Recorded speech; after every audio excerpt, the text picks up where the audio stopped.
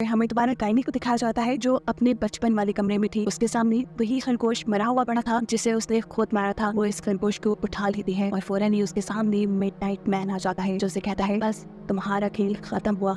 वक्त है 1953। रात के अंधेरे में बच्चे अपने नमक का घेरा बनाए कोई अजीब सी गेम खेल रहे थे। एकदम से उनकी कैंडल बुझ जाती है और पीछे से उनके इर्द गिर्द का सामान गिरने लगता है। ये तीनों डर चुके थे। जल्दी से 10 सेकंड के अंदर अंदर ये अपनी कैंडल को दोबारा जला लेते हैं। उनमें से एक बच्चा बोलता है अब रात के 3:33 हो गई है, ये गेम बस अब खत्म हो गया है, मैं इसे वो नहीं खेल रहा। उसकी कहते ही एक भयानक आवाज उन्हें सुनाई देती है जो उनसे कहती है कि खेल अभी खत्म नहीं हुआ। ये सुनकर एक बच्ची बुरी तरह डर जाती है और उस नमक की घेरे को पार कर लेती है, जिसके बाद बस वहाँ हमें बहुत सारा खून बहता दिखाई देता है। मतलब यहाँ जिस डीमन को इन बच्चों ने बुलाया हुआ था अपने इस गेम के जरिए उसने उस बच्ची की जान ले ली थी। बाकी दोनों बच्चे भी ये नजारा देखकर बहुत ही ज्यादा डर चुके थे। वो यहाँ से उठकर भागकर नीचे आते हैं तो घड़ी में देखकर उनके होश उड़ गए कि अभी भी 3:30 ही हुए थे। गेम खत्म होने में 3 मिनट अभी बाकी थे। डरकर एक लड़का घर से बाहर भाग जाता है। ऐना उसे मना भी करती है कि रूल्स मत तोड़ो, हम मुसीबत में पड़ जाएंगे, लेकिन वो लड़का जब उसकी बात नहीं सुनता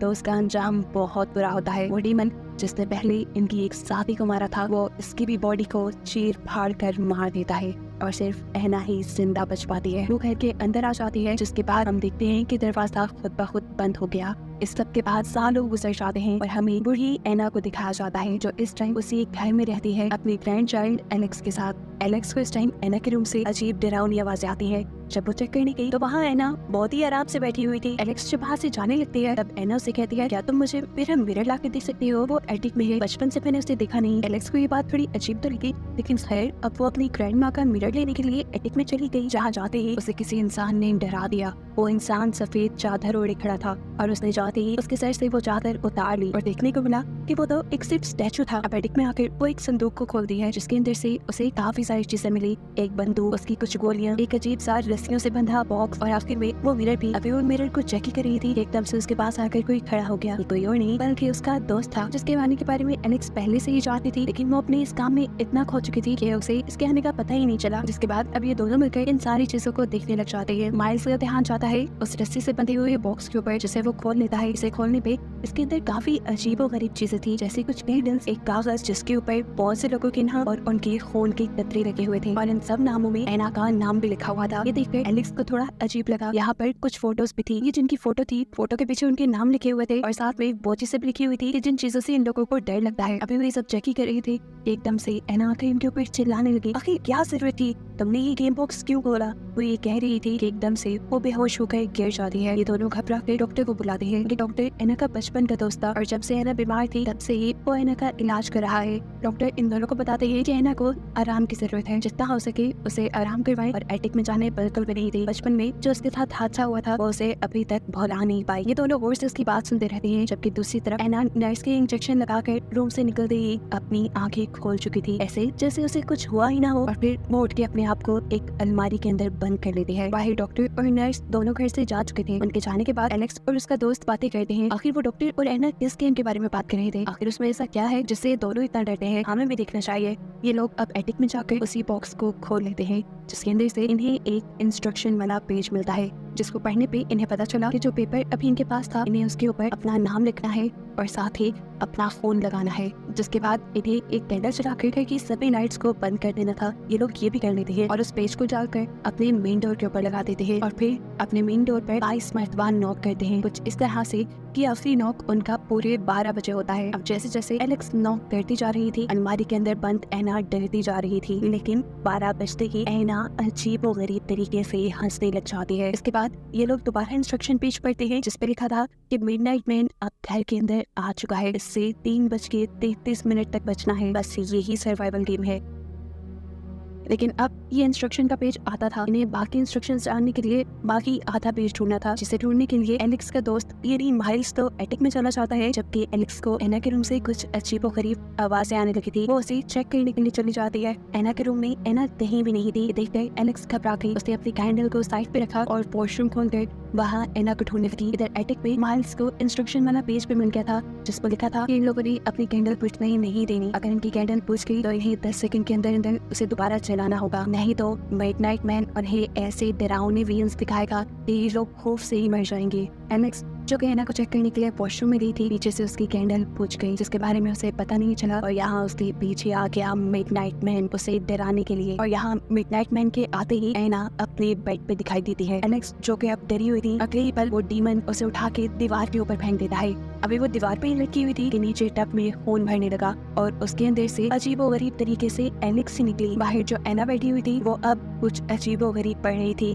और उसके ऐसा करते ही अंदर बाथरूम में मौजूद एलेक्स के मुंह से खून निकल रहा था। वो जोर जोर से चिल्लाने लगी थी और यहाँ तभी माइल्स आ जाता है। वो उसका मुंह पकड़ के उसे बताता है, एलेक्स सब ठीक है, यहाँ पर तुम जो भी देख रही थी वो सिर्फ तुम्हारा एलियन था जो तुम्हें वो मिडनाइट मैन दिखा रहा था। यहाँ ऐसा कुछ भी नहीं है। ये सुनकर उसे थोड़ा होश आता है और वो नॉर्मल पे हो जाती है। एलेक्स जल्दी से उसके इर्द गिर्द नमक का एक घेरा बना देता है और फिर उसकी कैंडल जलाता है। वो बताता है कि मुझे इंस्ट्रक्शन का बाकी आधा पेज भी मिल गया है जिसके अकॉर्डिंग हम एक जगह रुकते नहीं बैठ सकते, हमें आगे आगे बढ़ते रहना होगा, अपनी कैंडल को बुझने नहीं देना और जब भी वो कैंडल बुझे तो हमें जल्दी से इस नमक के दायरे में आकर वापस खड़ा होना है क्योंकि ये हमारे लिए एक प्रोटेक्शन है। साथ ही वो बताता है कि इस मिडनाइट मैन को भगाने का एक आसान तरीका भी है कि अगर कोई उसके दिखाए एलुयंस से नहीं डरता तो वो खुद ही हार कर भाग जाता है। माइल्स कहता है कि अब मैं उसके सामने जाऊंगा और कुछ भी हो जाए डरूंगा नहीं। ऐसे वो भाग जाएगा और हमारी जान इस गेम से बच जाएगी। मिडनाइट मैन को अपने पास बुलाने का तरीका यही था कि वो अपनी कैंडल बुझा दे। कैंडल बुझाने के 10 सेकंड बाद तक भी मिडनाइट मैन उसके सामने आया ही नहीं था। वो भी ये सब कुछ देख ही रहा था कि अचानक मिडनाइट मैन ने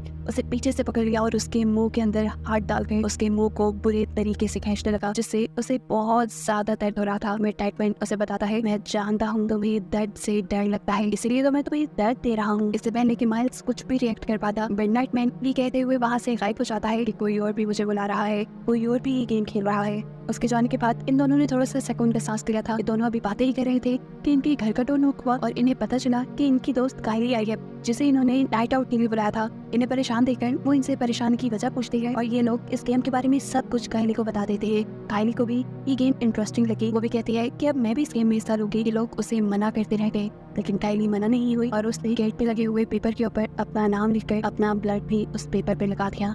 ऐसे वो इस गेम का हिस्सा बन गई। ये तीनों अब अपनी कैंडल्स चलाकर घूमने लग जाते हैं और यहाँ पर एलेक्स इन सब को अपनी पास्ट की स्टोरी बताती है जहाँ उसकी मॉम ने उसके सामने ही अपने आप को फांसी देकर मार दिया था और फांसी लेने से पहले एना ने भी एलेक्स की मॉम से वही मिरर मंगवाया था। यानी साफ मतलब है कि एलेक्स की मॉम ने भी वो गेम खेली थी और मिडनाइट मैन से डरकर उन्होंने अपने आप को फांसी दे दी। ये लोग अभी ये बातें कर रहे थे कि इनके पीछे दोबारा मिडनाइट मैन आ जाता है और अचानक से इनकी कैंडल्स भी बुझ जाती हैं जिसे ये वक्त रहते ही दोबारा जला लेते हैं। लेकिन अब ऊपर से पानी टपक रहा था जिसकी वजह से कायली की कैंडल दोबारा बुझ गई। उसकी कैंडल दोबारा जल भी नहीं रही थी क्योंकि वो खत्म होने वाली थी। इसीलिए ये जल्दी से कायली के एक नमक का एक दायरा बना देते हैं और उसे वहीं खड़े रहने को कहते हैं ताकि वो एक नई कैंडल लाकर उसे दे सके। ये लोग जब चले गए तो उसने अपने आप से बातें करना शुरू कर दी और कहा, मुझे तो मिडनाइट मैन से बिल्कुल डर नहीं लगता। वो अभी कह रही थी कि मिडनाइट मैन दोबारा उसके सामने आ गया। वहाँ रखे हुए एक पानी के टैंक पे उसने छोटा सा सुराख कर दिया जो आहिस्ता आहिस्ता उसके नमक के दायरे तक आ रहा था। ये नमक के दायरे को तोड़ सकता था, खुद वो इसमें से निकल भी नहीं सकती थी। इसके लिए वो अपने पास पड़ा हुआ एक गमला उठाकर उसकी सारी मिट्टी उस दायरे के आगे गिरा देती है जिससे पानी रुक जाता है। लेकिन मिडनाइट मैन अब गुस्से में आ चुका था। वो उस पूरे के पूरे पानी के ड्रम को उठाकर फेंक देता है। ऐसा करते ही उसका नमक का दायरा बिल्कुल टूट चुका था और अब मिडनाइट मैन उसके ऊपर हावी हो सकता था। उसने अपने चेहरे को एक रैबिट में बदल लिया था जो कि बचपन में कायली ने एक रैबिट को मारा था। देखते ही देखते फिर मिडनाइट मैन उसे बुरी तरह पोसेस कर लेता है और एक चाकू से देकर उसका गला कटवा देता है। एकदम से वो वियन से बाहर आ गई और उसने देखा कि वो जिंदा थी। दूसरी तरफ हमें दिखाया जाता है कि घर में अब वो डॉक्टर भी आ चुके थे जिससे ये लोग पहले मिल चुके थे। वो आते ही इसके मेन डोर पर लगे हुए गेम वाले पेज को देख लेते हैं और इनसे कहते हैं कि तुम्हें ये गेम नहीं खेलनी चाहिए थी। ऐसा लग रहा था कि जैसे उन्हें इस गेम के बारे में पहले से ही सब पता हो। हाँ, ये बात सच भी थी। जब बचपन में यानी 1953 में एना ने ये गेम खेली थी तब डॉक्टर उसी रूम में मौजूद थे। डॉक्टर ने इस गेम में हिस्सा नहीं लिया था क्योंकि वो डरते भी थे और एना ने उन्हें ये कहते हुए भी मना कर दिया था कि वो बहुत छोटा है। वो कहते हैं कि उस रात सभी मर गए, बस एना जिंदा बची। सिर्फ यही नहीं, सबसे शॉकिंग बात वो इनको ये भी बताती है कि उस दिन के बाद से एना अब मिडनाइट मैन के लिए काम करती है। वो उसको इंसान सप्लाई करने का काम देती है। वो इंसान देती है जिनके साथ मिडनाइट मैन खेल सके और उनकी जान ले सके। मिडनाइट मैन को हारना बिल्कुल नहीं पसंद, इसलिए अगर कोई जीतने लगे तो वो उसके साथ चीटिंग कर लेता है। सीन कट होकर हमें दोबारा कायली को दिखाया जाता है जो अपने बचपन वाले कमरे में थी। उसके सामने वही खरगोश मरा हुआ पड़ा था जिसे उसने खुद मारा था। वो इस खरगोश को उठा लेती है और फौरन ही उसके सामने मिडनाइट मैन आ जाता है जो उसे कहता है, बस तुम्हारा खेल खत्म हुआ। ये कहते ही अब हमें करनी को मरा हुआ दिखाया जाता है, इस कमरे में नहीं बल्कि उसी जगह पर जहाँ उसने अपने आप को पहले चाकू मारा था। बाकी सब लोग जब इस जगह पहुँचते हैं तो ये लोग अब बुरी तरह घबरा गए थे। डॉक्टर इन दोनों से कहता है हमें एटिक में जाकर फौरन इस गेम को रोकना होगा, नहीं तो सबके सब मारे जाएंगे। ये लोग जल्दी से नमक का एक सर्कल बनाकर उसके अंदर खड़े हो जाते हैं और इतनी ही देर में यहाँ पर एना आ जाती है, जिससे रोते हुई एना सवाल करती है कि फिर आपने मेरी मॉम को क्यों मारा था, आपने उन्हें एटिक में शीशा लेने क्यों भेजा था, उन्हें क्यों फंसाया था, उनका क्या कसूर था। आखिर इन सारी बातों का एना इतना सा जवाब देती है कि वो बस गेम हार गई थी। या एना देखती है कि उसका दोस्त डॉक्टर उस नमक के सर्कल के अंदर नहीं खड़ा हुआ था। एना उससे कहती है तुम सर्कल के अंदर चले जाओ, नहीं तो मारे जाओगे। डॉक्टर जवाब देता है कि मैं जब गेम का हिस्सा ही नहीं तो मारा कैसे जाऊंगा। यहाँ पर एना का खूनखार रूप हमें देखने को मिलता है। एना उससे कहती है डीमन नहीं तो मैं ही तुम्हें मार डालूंगी। ये कहते ही उसने बुरी तरह अपने ही दोस्त पे हमला कर दिया और बार बार अपने हाथों में छुपाया हुआ चाकू उसके सीने में स्टैब करते हुए उसे मार डाला। इधर हम देखते हैं कि एलेक्स ने भी वो गन उठा ली थी जो यहाँ करीब एक बॉक्स में रखी हुई थी। वो एना को अपने से करीब आने से रोकती है और जब एना नहीं रुकती तो एलेक्स उसके ऊपर गोली चला देती है और ऐसे ना चाहते हुए भी एलेक्स के हाथों उसकी ग्रैंडमा यानी एना मारी जाती है। एना के मरते ही यहाँ मिडनाइट मैन आ जाता है, जिसे देखकर ये दोनों कहते हैं तुम हमें नहीं मार सकते क्योंकि हम यहाँ नमक के सर्कल के अंदर हैं। ये लोग नमक के सर्कल के अंदर 4 बजे तक बैठे रहे और जैसे ही इन्हें लगा कि अब बस खतरा खत्म हो गया है तो सबसे पहले माइल्स इस सर्कल से बाहर निकल के आता है और डॉक्टर को चेक करता है क्या वो जिंदा है, लेकिन उसने तो इन लोगों के लिए अपनी जान दे दी थी। एकदम से माइल्स की नजर उसकी घड़ी पे पड़ती है जहाँ भी 3:30 बज रही थी। मतलब एक ओवर मर्तबा इस मिडनाइट मैन ने इन सब के साथ चीटिंग कर दी थी। 4 बजने के बावजूद भी उसने सारी घड़ियों में टाइम 3:30 का बचा दिया और ये गेम तो 3:33 पे ओवर होती है। ऐसे माइल्स जो अभी भी सर्कल के बाहर खड़ा हुआ था, मिडनाइट मैन जल्दी से आकर उसको सर से पकड़ के अपना बड़ा सा नाखूनों वाला हाथ के मुंह के अंदर स्टैब कर करके उसे मार डालता है और आखिर में बस एलेक्स ही बचती है, जिसके साथ क्या हुआ ये नहीं दिखाया गया। मूवी के ट्रेडिशन के मुताबिक तो अब मिडनाइट मैन एलेक्स को एना की तरह इस्तेमाल करेगा जो उसे इंसान ला कर देगी खेलने के लिए, लेकिन कुछ भी ऐसा दिखाए बगैर कहानी यहीं पे खत्म हो जाती है।